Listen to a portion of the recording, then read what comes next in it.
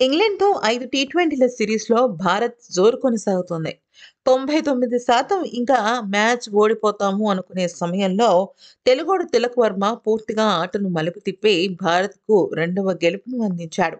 ఇంకొక్క మ్యాచ్ ఈ సిరీస్‌లో కనుక గెలిచినట్టయితే, అందులోనూ మూడో మ్యాచ్ గెలిచినట్టయితే ఇక ఈ సిరీస్ భారత్‌దని చెప్పుకోవచ్చు. ఆఖరి ఓవర్ వరకు ఉత్కంఠభరితంగా సాగిన ఈ మ్యాచ్‌లో తెలుగు తేజం తిలక్ వర్మ ఒంటరి పోరాటంతో ఒకే ఒక్క చేత్తో టీమిండియాకు విజయాన్నందించాడు. ఓటమి తప్పదు, ఓడిపోయినట్టే అనుకున్న పరిస్థితుల్లో తిలక్ వర్మ అసాధారణ ప్రదర్శన చేశాడు.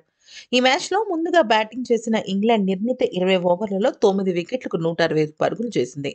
మరోసారి కెప్టెన్ జోస్ బట్లర్ మినహాయించి ఎవ్వరూ కూడా రాణించలేకపోయారు. తనకు తోడుగా బ్రైడెన్ కార్స్ ఒక్కడు మాత్రం 31 పరుగుల విలువైన ఇన్నింగ్స్ అందించాడు. ఇక జోస్ బట్లర్ అయితే 30 బంతుల్లో 2 ఫోర్లు, 3 సిక్సర్లతో 45 పరుగుల టాప్ స్కోరర్‌గా నిలిచాడు.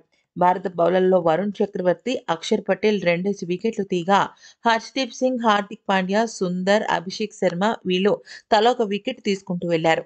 అనంతరం భారత్ 19.2 ఓవర్ల వరకు కూడా అంటే 8 వికెట్లు కోల్పోయి 166 పరుగులు చేసి హమ్మయ్య! అనుకునే గెలుపును అందించుకుంది.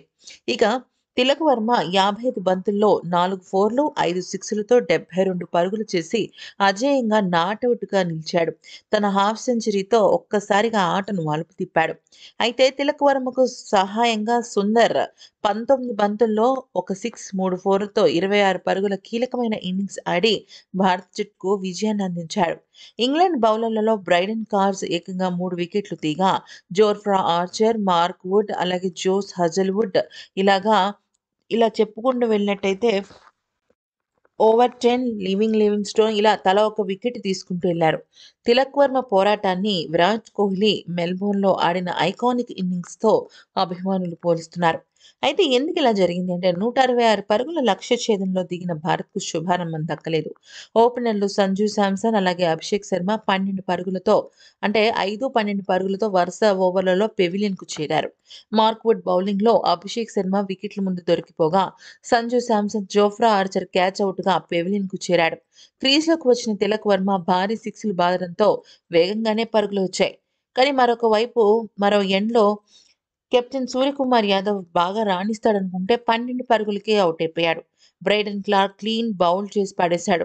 దాంతో పవర్ ప్లేలో టీమిండియా 3 వికెట్లకు 59 పరుగులు చేసింది.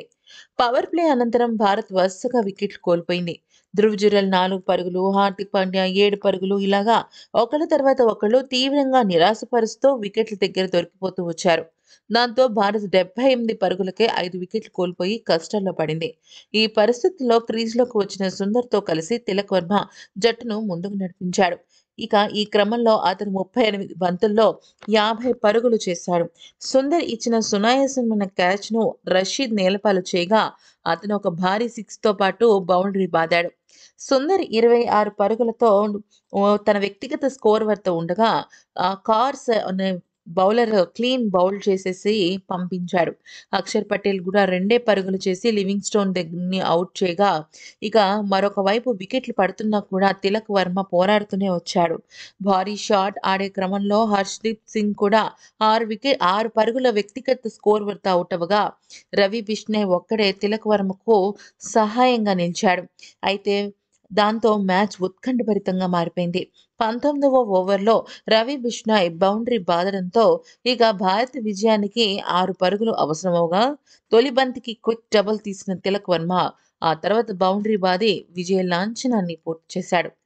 ఇలాగా భారత్‌ని ఓటమి నుంచి తప్పించి ఈ సిరీస్‌లో ఆధిపత్యాన్ని కొనసాగిస్తూ Tilak Varma super duper game ఆడాడు. ఈ వీడియో గనుక నచ్చితే లైక్, షేర్ అండ్ సబ్స్క్రైబ్.